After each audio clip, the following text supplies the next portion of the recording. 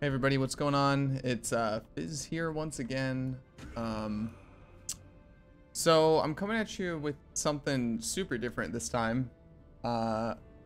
Basically a few days ago I killed Zoth, or I was doing a Zoth breach and I got a Formless Flame. Decided to kill Zoth. I needed witnesses for I believe it's the Hidden is the Breach Lords one, but I needed Maven witnesses on the Breach Lords anyway, so I went ahead and killed Zoth, got his blessing, and then got used it on the Formless Flame and upgraded it into the Formless Inferno. Wanted to make a build around it. So this is going to be kind of like a mini build diary because I don't want to hard commit to this guy. I just kind of wanted to use a helmet and basically kind of like armor stack the character and see how, like, because Formless Inferno was already like a pretty good helmet before the buff to armor, and now like with determination in Formless Inferno it's like crazy. So this is a this is a Discharge Ignite Chieftain that also utilizes Vol Flame Blast. It helps supplement clear, and it helps with like bossing as well. The build does have like a few hardships, I guess, if that's what you want to call it. It's we'll do a map. All right, so I have not played Ignite since the nerfing that happened last league, so I don't really have like a good grasp of like what good damage is for Ignite builds. But basically I'll walk you guys through the build as I play it here. Kind of like I kind of like doing the showcases while I actually map versus just showing some footage, but I haven't really decided like a good way to go about it yet. But as you'll see, it straight deletes entire screens, like as you would expect. There's Vol Flame Blast, and it kind of leads like a 1-2-1-2 type clear style, where like if I immediately get a pack after discharging before it comes off cooldown, I use Vol Flame Blast. It's actually really solid so far. It's been doing fine. I did play this build the whatever league it was where they actually changed Discharge and gave it the cooldown but with way more damage. In terms of armor, I'm like basically unkillable. Physical damage is nothing to me. Obviously the Chieftain Ascendancy gives 20% Fizz's Fire, and then I also get an additional 8% from the helmet, I believe. Yeah, 8%. So I have 28% Fizz taking his fire right now. So like if you're wondering why, I'll explain what the Formless Inferno does. So what the Formless Inferno does is it increases your armor by your uncapped fire res. So that's why Chieftain, because Chieftain gets 110 fire res actually for free. So if you'll notice here, while clearing 273% fire res, like I have fire res on every piece of my gear. The reason it's like it changes a little bit is because of the endurance charges coming and going. Yeah, the build is like a little tight on skill points or whatever, but honestly it's been fine. I think you could probably do most content in the game with this. You could definitely kill Sirius with this. You could probably kill Maven with this as well. I just think you wouldn't be doing invitations with this, I don't think. So the one fault of the build, as with any Ignite build, is single target. As you see, I totally just tanked the meteor and took no damage. And then for single target, I'm also using Arcanist brand, and the Arcanist brand is linked to Flame Surge, which is like a new ability for Ignite builds. It's linked to Flame Surge and Wave of Conviction, which gives me my exposure as well. I'm also using Cruelty in my links. So there was that one Badger video where he talked about Cruelty being bad for Discharge. I don't know if I necessarily agree with that. As long as you keep the debuff up, you're just getting 40% more damage all the time. Because I've kind of tried to avoid using Deadly Ailments, because Deadly Ailments decreases your on hit by 80%, and I'm sure you guys know Discharge's on hit is absolutely massive. Because I'm not just using 7 endurance charges, right? I'm also utilizing Blood Rage, which gives me up to 3 endurance or 3 frenzy charges rather while I'm clearing. and it helps a lot. The extra charges help a lot. But I'll kind of go through like the general idea of the character and everything real quick. It is worth noting that you could also just do this with Armageddon brand and it might be better. I don't know. I've been leveling an Armageddon brand on the side to play around with it and see what I like. But I'll go through the links. I'll go through, you know, the passive tree and everything. And then the POB will be down below if you want to do it. Do note, there are 2 uniques in this build that I'm using. Formless Inferno, great for defenses. Red Blade Banner. This basically means every time I work right, I get 7 endurance charges guaranteed. Now, you can actually play this without this. You would just, you would have like a little bit less consistent uptime on the endurance charges, but with the Warcry mastery now of Warcries have a minimum of 10 power, and then as well as the increased AoE from deep breaths, you could actually be pretty reasonably close to what I'm achieving now with the Red Blade Banner. You would obviously want to get a Red Blade Banner at some point, but it's not mandatory to start playing the build, because as a Chieftain, you also get Warcry generation from one of the nodes. Anyway, real quick, I'll go through all of the links and I'll kind of explain. So one link that I don't have, which would be this 4th socket, is Malevolence. I just have not yet taken Sovereignty, so I cannot yet fit Malevolence into the build. However, that will be the very last link for him. So I guess we'll start with the chest piece. I'm using Discharge linked with and again, this guy is like, he's only in the 80s, like none of this gear is min-max, the gym levels are quite low, you know, stuff like that. So this isn't like an end game showcase or anything. This is just like literally day 1 of this character. Okay. So we're using a Discharge linked with Combustion, Ignite Prolift, Burning Damage, Cruelty, and Swift Affliction. Another reason why Cruelty is also pretty okay with this build is because you do have Vol Flame Blast as well, with Cruelty linked to that. So that gives you like a very generous buffer to actually keep the Cruelty buff up, both while mapping and while bossing. So I guess next I'll go over the Flame Blast. I'm using Vol Flame Blast with Immolate, Cruelty, and Ignite Prolift. I've been playing, as you can see, I've been playing around a lot with different supports and stuff.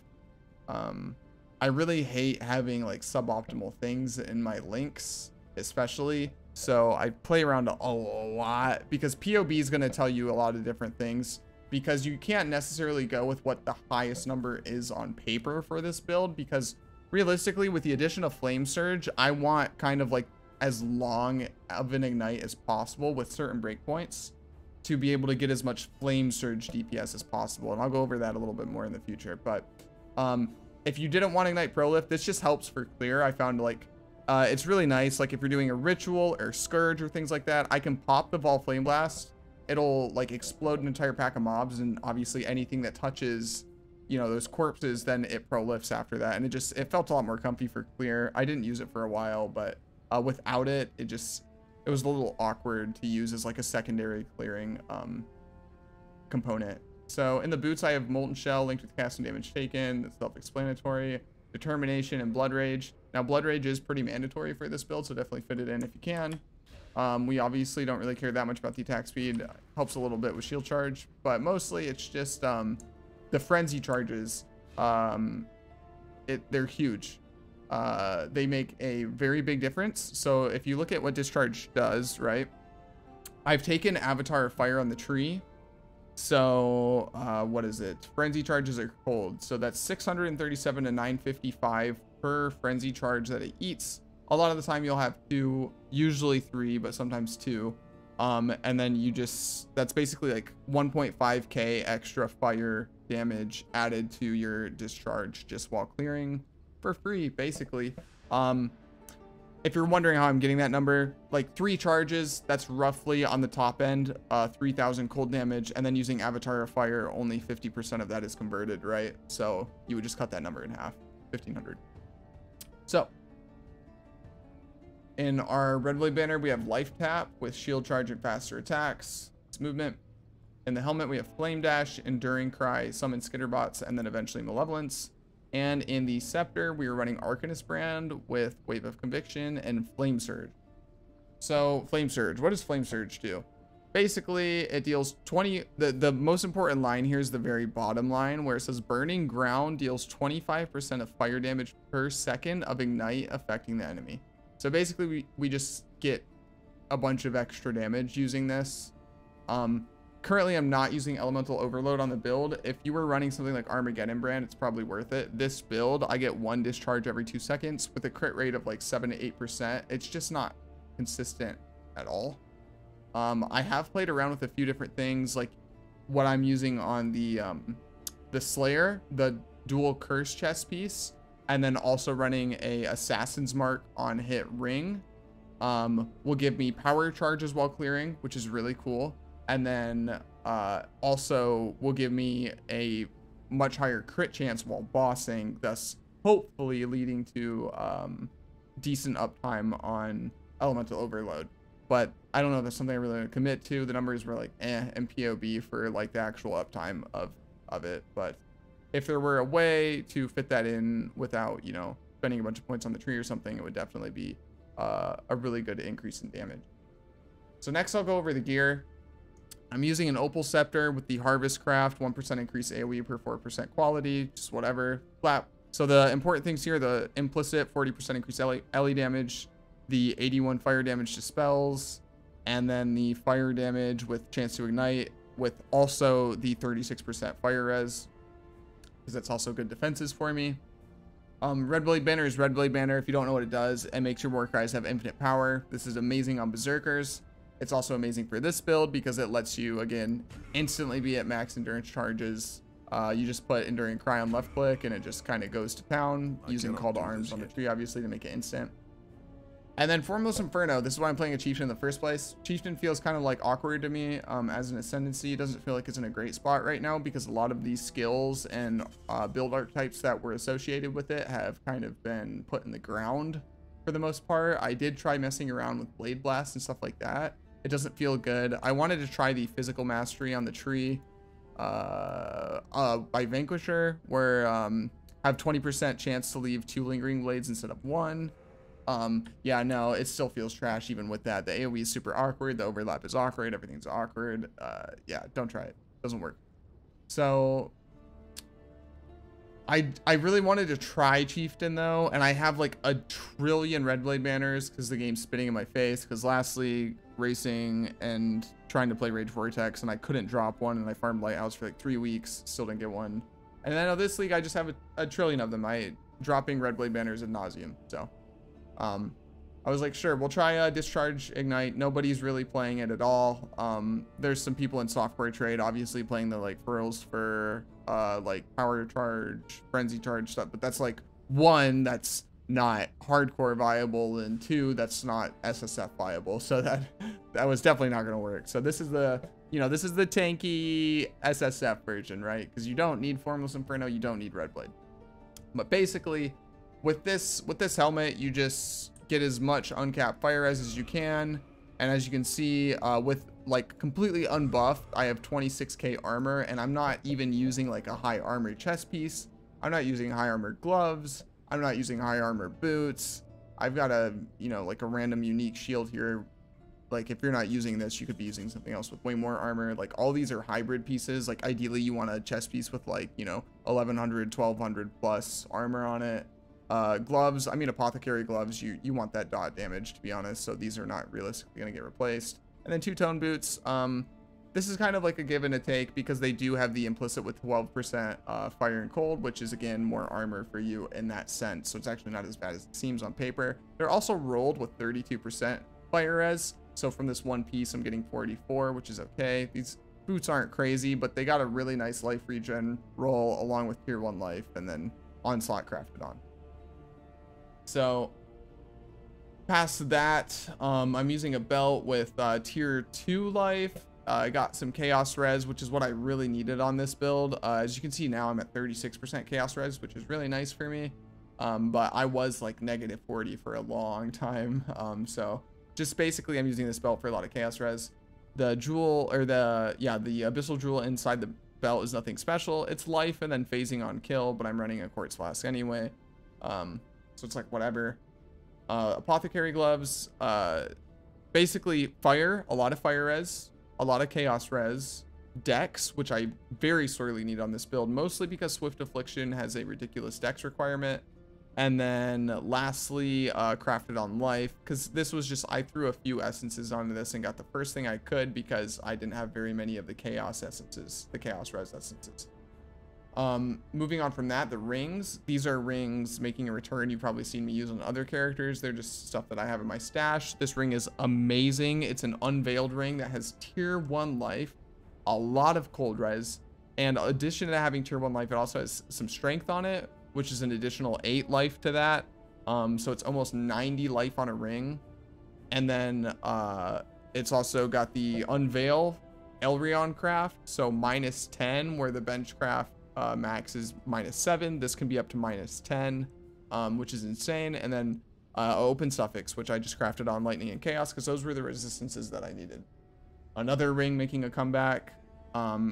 At this point in the league, I have a lot of really good jewelry, especially, namely like rings, very, very good rings sitting around. I've crafted a lot of really good ones. So a lot of the characters that you guys see from now on, unless they're like a super different archetypes, are just going to be using recycled rings that I've crafted, because I've got a bunch of influence items at this point. You know, it's like we're nearing a month into the league. I have a lot of good stuff lying around at this point.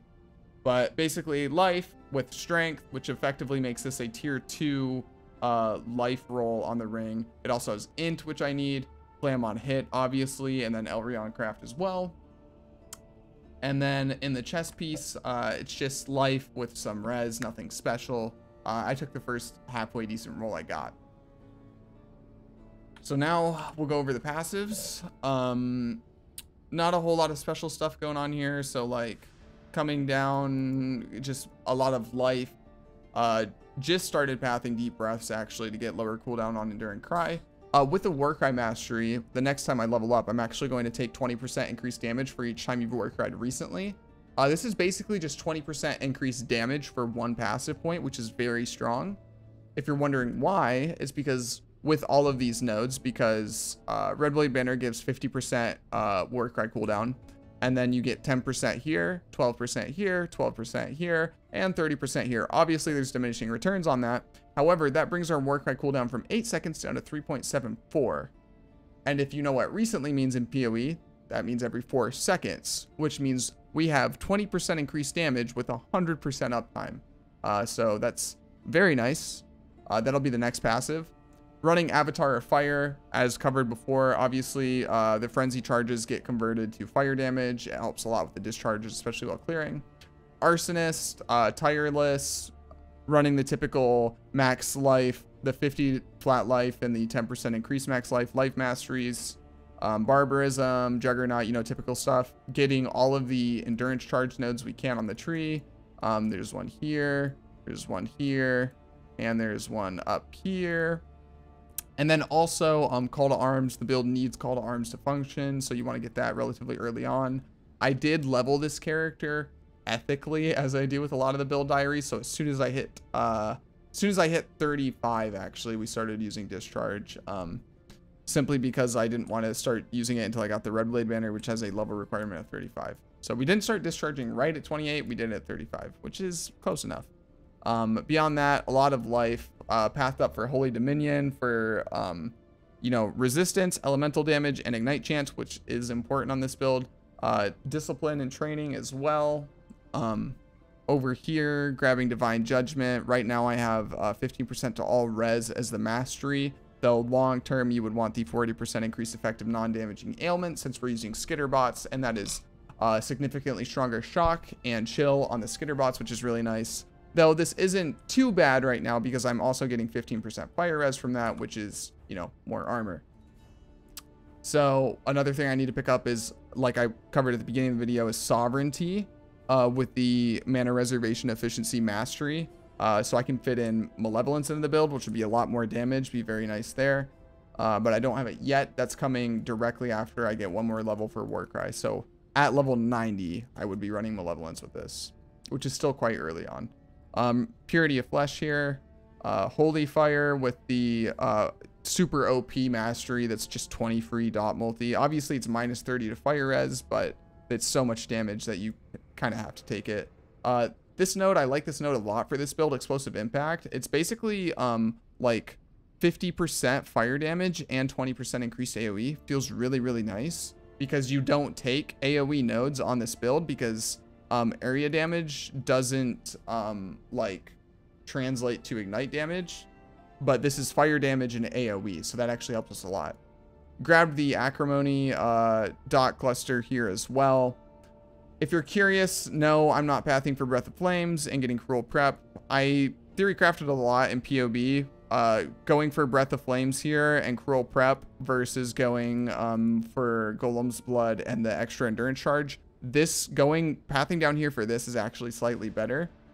If you're wondering, before you correct my pathing, if you're wondering why I passed through up here versus down here, it's because I will be taking Unwavering Stance at some point in the near future. So I need a point allocated here, and having this point allocated here is basically 2 passives to get to this point, and it's 2 passives to get to this point from this side. But on this side, I get an int node. So this node has to be allocated to get Unwavering Stance. Thus, I'm not actually being inefficient with my pathing, even though it may look a little weird to you guys now because I don't have Unwavering Stance allocated.